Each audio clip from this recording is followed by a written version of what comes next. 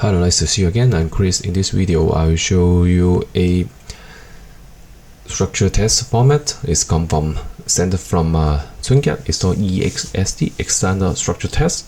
It is some extension. It's come from TwinCAT that allow you to program in ST more easy. Actually, this type of rules is not just in TwinCAT. You can find in cookies, in Siemens, or their manufacturer have their own extended rules. But it's not must. But if you know these rules, it will be very convenient in some case. Okay, let's start. The first one, I'll define some variables. Okay, B1, B2, B5, B3, B4, B5, all in bool type. Okay, and I'll start the programming here. The first one is I will just comment ExST. It's external structure text. Okay. The first one I'll show you is ST code. ST code is mean something like a set instruction that so many people use in the ladder program. So maybe for example B1 is S equal to B2, just like this. So what will this statement actually do is, if B2 is turned on to true, then you set B1 to true. Even B2 is the value change from true to false again, the B1 will still keep it true until a reset signal or other statement to assign a new value to it. Okay, so let's start it. Let me log in here. As you see in here now, B1 is false because B2 is false. Okay, so I'll turn B2 to true. You see now B1 is equal to true, but if I turn on B2 to false again, now see B1 is still be true because it's a set instructions.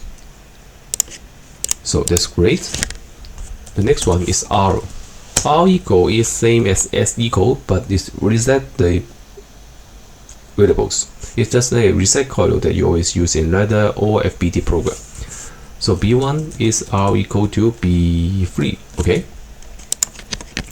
and I will just log in here, and you see now although now line A is running, but B1 still be true because we didn't trigger the device B3. What we need to do here, we need to turn it on to true, and as you see now B1 is changed to false. So maybe you ask the question that, how about I execute line 5 and line 8 in the same time? It means that I turn on B2 and B3. Okay, so let's do it. As here, it will be false because for the scan cycle, you scan line 4 and line 5 to set B1 to true, but it will reset on the line 8 again. So if we change the position a little bit here, enter, log in again, then you will see now it changed. The B1 will be true because it reset first and set again. Very easy. So not some big deal. Okay. And the next one is, for example, now I have some variables here.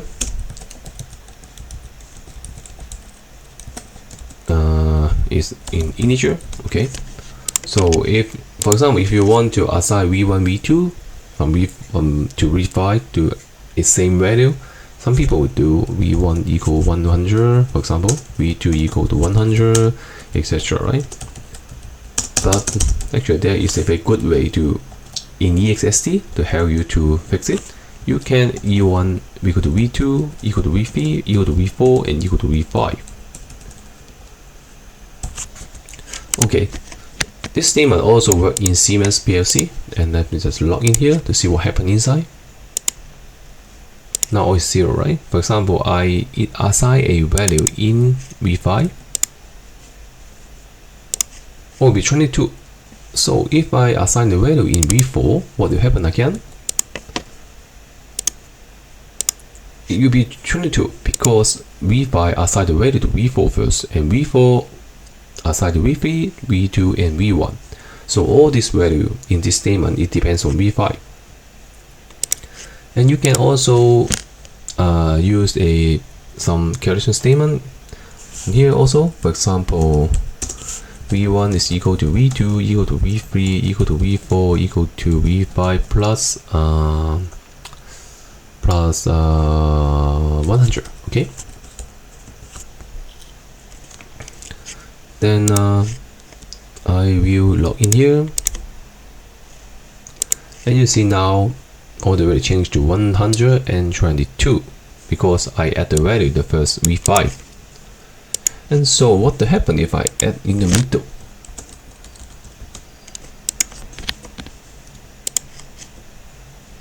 Let's log in again. See, because all the value aside from here, so you cannot change the value in this point. All the value is depends on v5. Okay, so and actually here there's also have some error in here. It's cannot be statement. It's not a correct statement here, so we cannot do in this way. Okay, forgot it.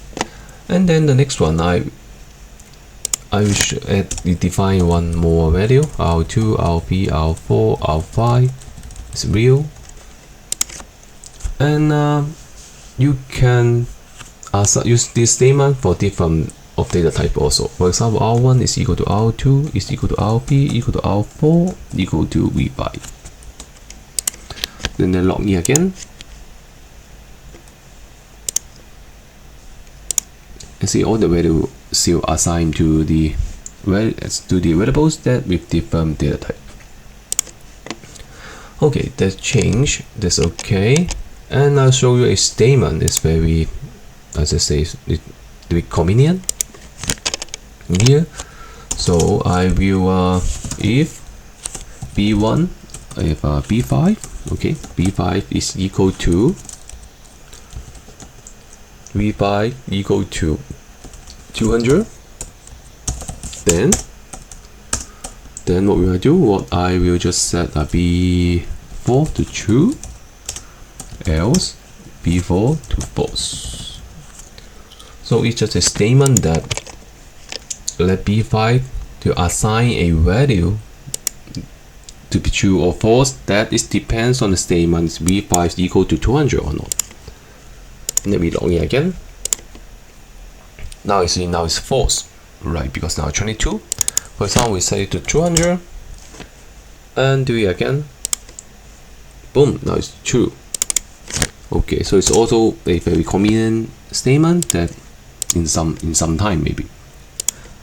And then finally, I'll show you a very important thing. It's called reference. Reference is also introduced in the ExST menu. So reference is just a pointer that to reference. This is you can create a pointer, then the pointer to reference to other variables. I create a data type here, then that will be easy to use. Here is the data type I created before. It's a DUT test. It just have some integer and real inside. So what I do, the first time I do is I create a reference. Our DUT is reference. Our DUT is a reference pointer. It's reference variables. I say variables. LEF ERENC 2 DUT test. Now I will define a DUT here. My DUT is equal to DUT test. And then what we need to do is our DUT. Now DUT is reference to who? Reference to my DUT. Okay. And then our DUT dot D1, for example, 1 to v, and our DUT dot R1 is equal to 4.14, something like this. Just simple. And then I'll log in here. SC. Okay, let me open the variables we define here. You see my DUT variables is also have same value 1 to 3 and 3.14. Even we did not directly access this value in our program, because in line 21 we set a reference that is use this reference to pass the reference to our TUT, these variables. Okay, so in the last one I will show you, I'll define one more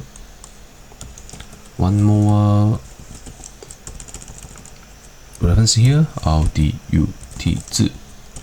Okay, and okay, I did this one. For example, I will set our DUT is reference to our DUT2. Okay, and then our DUT2 is reference to my DUT.